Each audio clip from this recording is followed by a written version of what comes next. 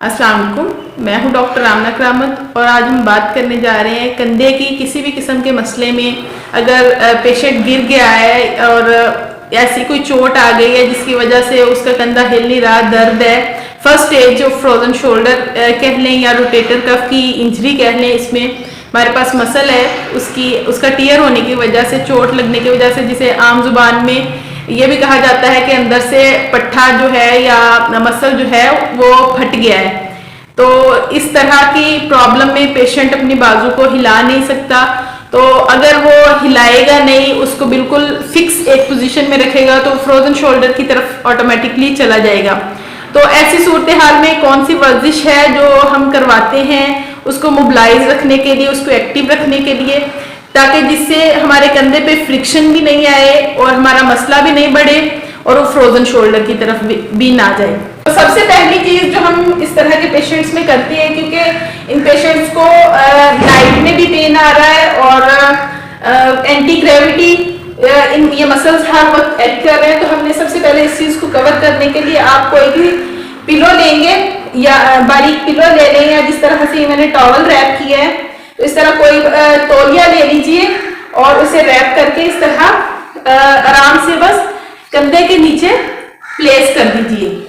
इससे क्या होगा, पेशेंट का जो शोल्डर है वो एक इस तरह के लेवल पे आ जाएगा, एंटी ग्रेविटी वो मसल्स एक्ट करना बंद कर देंगे और शोल्डर को सपोर्ट मिल जाएगी और इससे काफी हद तक पेशेंट को रिलीफ मिलता है नाइट पेन में। इसके अलावा जैसे पहली वीडियो में मैं बता चुकी हूँ, आप बर्फ का यूज कर सकते हैं, आइसिंग कर सकते हैं और इस तरह से टॉवल का यूज कर सकते हैं। दूसरी एक्सरसाइज जो इस तरह के पेशेंट्स में हम करवा सकते हैं वो ये कि ये सपोर्टेड ही रहने दीजिए, शोल्डर इसको सपोर्ट में रहने दें और पेशेंट से कहेंगे कि दोनों अपनी हाथ जो है वो मिला लीजिए और उस रेंज तक ले आइए जहां तक उन्हें दर्द है। फॉर एग्जाम्पल अगर यहाँ पे उन्हें दर्द है तो बस यहाँ पे लाके स्लाइड से हम ऑसिलेशन देंगे जहां तक पेशेंट बियर कर सकता है, जहां तक उसको दर्द है। फॉर एग्जांपल यहाँ पे आके पेशेंट कह रहा है कि अब मुझे दर्द स्टार्ट हो गया, बस यहाँ तक वो ला सकता है, तो यहाँ तक लाके उसे ऑसिलेशन देंगे हम, ताकि इसमें कम से कम मसल्स एक्ट कर रहे हैं और फर्स्ट स्टेज में हम ये एक्सरसाइज पेशेंट को करवा सकते हैं।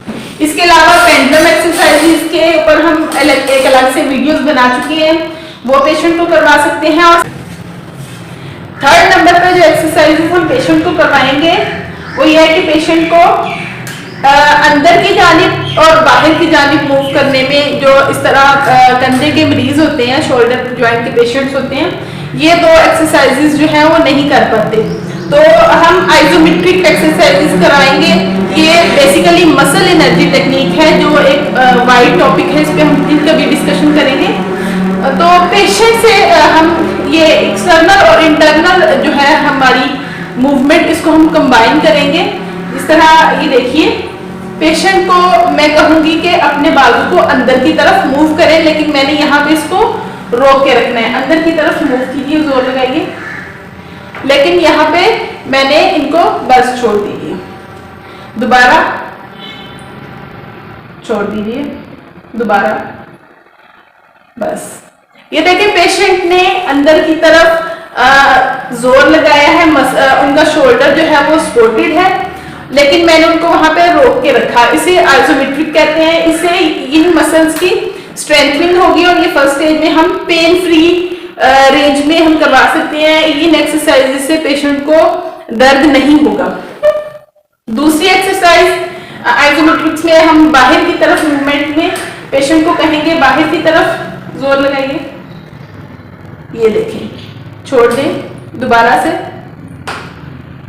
छोड़ दें, दोबारा छोड़ दें। तकरीबन 10-10 रेपिटेशंस हम इन एक्सरसाइजेस की करवा सकते हैं पेशेंट से और उन्हें हम बोल सकते हैं कि ये आप किसी और फिजियो की मदद से ये की जा सकती है या फिर घर में किसी की हेल्प लेके ये वाली एक्सरसाइजेस रिपीट की जा सकती हैं। इसी तरह हम अब जरा क्लोज आ जाएं जी। तो ये देखिए, अब पेशेंट को मैं कहूँगी बाहर की तरफ जोर लगाएं,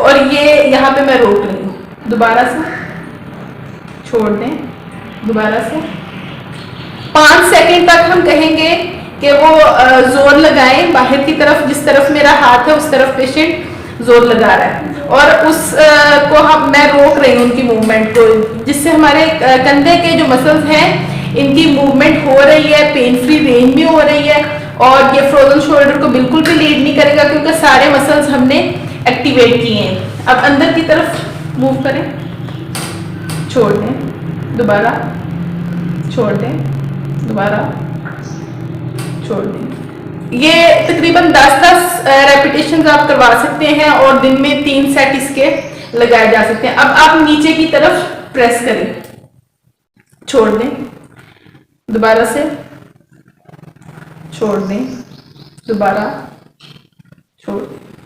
अब ऊपर की तरफ प्रेस कीजिए, छोड़ दें। तो ये आइसोमेट्रिक एक्सरसाइजेस हैं जो हम हर एक रेंज में, हर एक एंगल में पेशेंट से करवा सकते हैं। इसके बाद आ जाती है सेल्फ एक्सरसाइजेस। हम घर में किस तरह से प्रिस्क्राइब कर सकते हैं पेशेंट को कि वो खुद से ये एक्सरसाइजेस कैसे कर सकते हैं। तो आइए उसकी टेक्निक हम देखते हैं।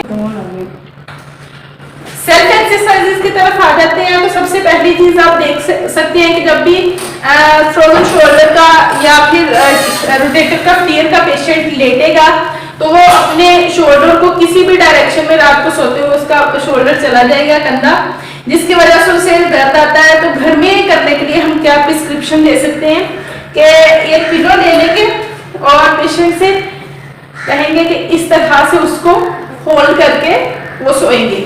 एक तो जिस साइड पे मसला है उस साइड पे नहीं सोना, उससे ऑपोजिट दूसरी तरफ जो है वो आपने सोना है, और इस तरह से अगर वो पिलो रख लेंगे, उसको होल्ड कर लेंगे तो कम से कम चांसेस है कि पेशेंट का जो कंधा है वो बाजू किसी भी तरफ ड्रॉप हो। सेकेंड एक्सरसाइज जो हम घर में करने के लिए पेशेंट से करवा सकते हैं, सेल्फ एक्सरसाइजेज में पेशेंट से कहेंगे कि अपने कंधे को पीछे की तरफ प्रेस करें, नीचे की तरफ अपने दोनों कंधों से नीचे की तरफ जोर लगाएं। तो ये देखिए, छोड़ दें, दोबारा से छोड़ दें, दोबारा से प्रेस कीजिए, अपने कंधों का जोर नीचे की तरफ लगाएं, छोड़ दें। सेल्फ एक्सरसाइजेस में जो सेकंड एक्सरसाइज हम पेशेंट खुद से यानी कर सकता है, उसमें हम पेशेंट को किसी भी किस्म का कोई फोम रोलर या कोई भी इस तरह की चीज आप घर में किसी भी किस्म की कोई इस तरह हार्ड पिलो ले लें, पेशेंट को कहेंगे इसको होल्ड करें आप दोनों साइड से, इस तरह से, और इसको अंदर की तरफ प्रेस करें, दोनों हाथों से जोर से अंदर की तरफ प्रेस करें, छोड़ दें, दोबारा से प्रेस करें, हाँ जी, छोड़ दें, दोबारा प्रेस करें। तो इसके भी कम से कम 10 रेपिटेशन 10 दफा आप करवा सकते हैं। इससे जो आपका ये कंधा है ऑटोमेटिकली जो मूवमेंट में पहले मैं करवा रही थी वही मूवमेंट इसको प्रेस करने की वजह से कंधे वही वाली एक्सरसाइज जो है वो परफॉर्म कर रहे हैं।